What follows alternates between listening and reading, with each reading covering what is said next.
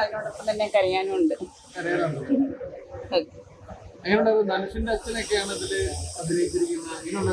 Okay, അവരുടെയൊക്കെ അഭിനയം നല്ല സൂപ്പർ അഭിനയം, ഒന്നും തന്നെ പറയാനില്ല, നല്ലതാണ്. എല്ലാവരിലേക്കും ഇത് എത്തട്ടെ, എല്ലാവരും ഇത് കാണണം.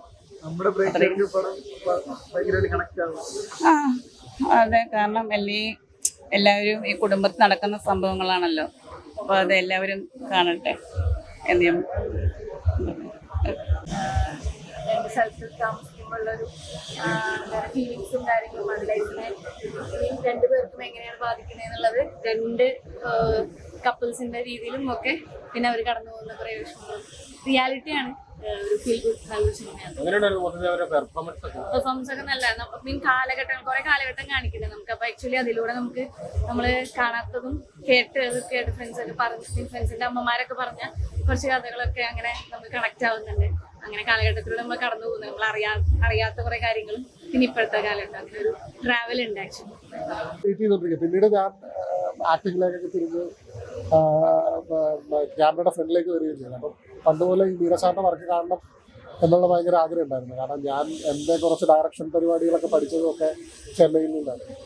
കുറേ നാളുകൾക്ക് ശേഷം പുള്ളിയുടെ ഒരു വർക്ക് കാണാൻ പറ്റിയതും പിന്നെ ഞാൻ നേരത്തെ പറഞ്ഞ പോലെ ഈ പണ്ട് നമ്മൾ ഈ നഷ്ടപ്പെട്ടു പോയ ഈ തമിഴ് സിനിമയുടെ ഒരു കോർ, അതായത് ഒരു റോ ആൻഡ് റിയലിസ്റ്റിക് പരിപാടികളുണ്ടായിരുന്നു.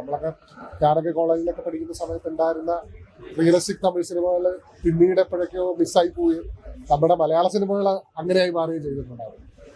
അപ്പം അങ്ങനെ ഒരു കംബാക്ക് പരിപാടിയാണ് എനിക്ക് തോന്നിയത്. ഭയങ്കര റിയലിസ്റ്റിക് ആയിട്ടുള്ള ആ തമിഴിൻ്റെ പഴയ ഫ്ലേവറും പരിപാടികളും എല്ലാം ഉള്ള, നമുക്ക് ആ സ്ഥലത്ത് ജീവിച്ച പോലൊക്കെ ഉള്ളൊരു ഫീല് തോന്നും. അങ്ങനെയാണ് എനിക്ക് പടം കണ്ടപ്പോൾ തോന്നിയത്.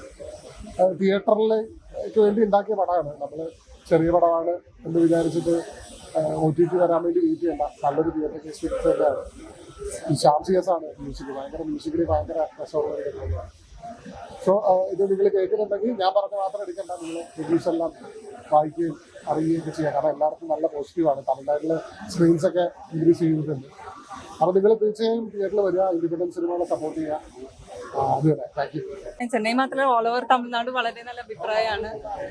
കുറേ റൂറൽ പ്ലേസസിലടക്കം they are asking shows increase ചെയ്യാൻ പറ്റുമോ എന്നുള്ള രീതിയിൽ. അപ്പോൾ വളരെ സന്തോഷമുണ്ട്. എൻ്റെ നാട്ടിൽ, അതായത് നമ്മുടെ നാട്ടിൽ അതേപോലെ തന്നെ വരണം എന്നുള്ളൊരു, ഇവിടെ റീച്ച് കുറച്ച് കുറവാണ്. സോ അതൊന്ന് അപ്ഗ്രേഡ് ചെയ്യണമെന്ന് ഉണ്ട്. സോ എല്ലാവരും തിയേറ്ററിൽ പോയിട്ട് തന്നെ പടം കാണണം. ഹബീബി. Thank you. ரொம்ப நல்ல எக்ஸ்பீரியன்ஸு.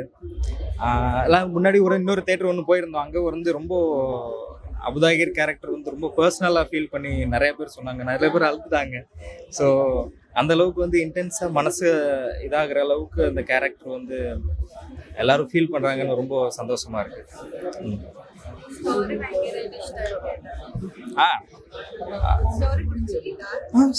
ஸ்டோரி எல்லாருக்கும் பிடிச்சிருக்கு. தமிழ்நாட்டில்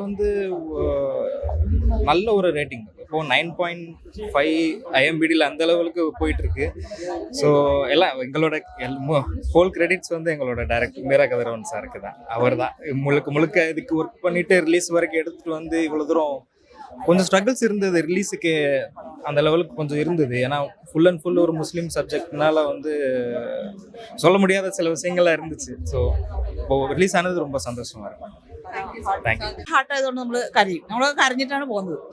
കാരണം അതേ രീതിയിൽ ഒരു മുസ്ലിം സമുദായത്തിൽ എങ്ങനെയാണോ എന്നുള്ളത് ഒരു മലപ്പുറക്കാസായിട്ടുണ്ടല്ലോ, അതേ രീതിയിലുള്ളൊരു പടമാണ്. അപ്പം എല്ലാവരും പടം കാണുക. നല്ല അടിപൊളി പടമാണ്. എല്ലാവരും നന്നായിട്ട് അഭിനയിച്ചിട്ടുണ്ട്. നല്ല മേക്കിംഗ് ആണ്. എല്ലാം നല്ല സൂപ്പറാണ്.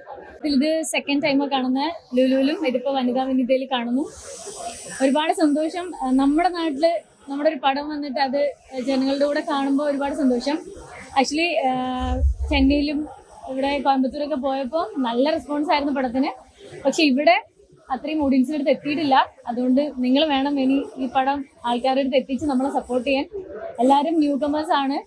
പിന്നെ പക്ഷേ അങ്ങനെ അല്ലാണ്ട് നന്നായിട്ട് ചെയ്തു എന്നാണ് എല്ലാവരും പറയുന്നത്. അങ്ങനെ ഫ്രഷേഴ്സായിട്ടൊന്നും തോന്നിയില്ല എന്ന് പറഞ്ഞിട്ട് നല്ല റെസ്പോൺസ് ആയിരുന്നു.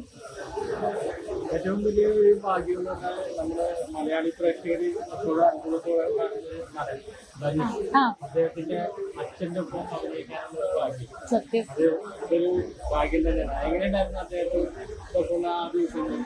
ആക്ച്വലി ഈ പടത്തിൽ ജോയിൻ ചെയ്യുമ്പോൾ ഏറ്റവും സീനിയർ എന്ന് പറയുന്ന ഒരാൾ മാത്രമേ ഉണ്ടായിരുന്നുള്ളൂ, കസ്തൂരി രാജ സർ. ബാക്കി എല്ലാവരും ഫ്രഷേഴ്സ് ആണല്ലോ.